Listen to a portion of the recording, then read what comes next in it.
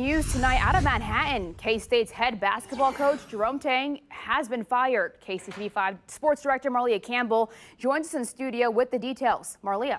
Well, this comes with 4 games still left in the regular season, plus the Big 12 tournament in Kansas City in a few weeks. K-State is 1-11 in league play, which is tied for their worst start ever in the Big 12 era. Now, Kansas State Director of Athletics Gene Taylor released this statement tonight, quote, "This was a decision that was made in the best interest of our university and men's basketball program.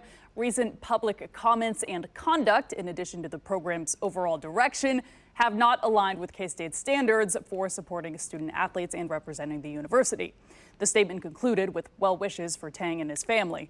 Taylor held a press conference late this evening clarifying Tang has been terminated with cause. There's language in his contract that addresses,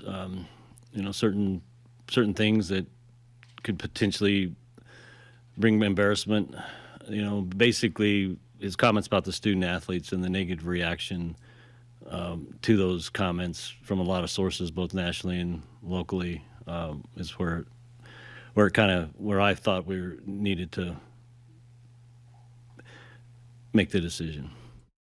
Now, he's referring to Tang telling reporters after Wednesday's loss to Cincinnati, quote, "These dudes do not deserve to wear this uniform." We'll show you what he said, plus what this means for Tang's hefty $18.7 million buyout on KC Sports tonight at 10:35. Marlia, thank you for that.